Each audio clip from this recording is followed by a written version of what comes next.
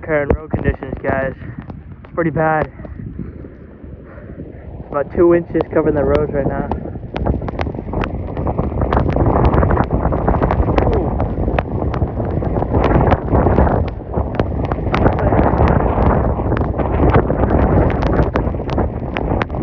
That's about a 50 mile per hour gust right here, guys.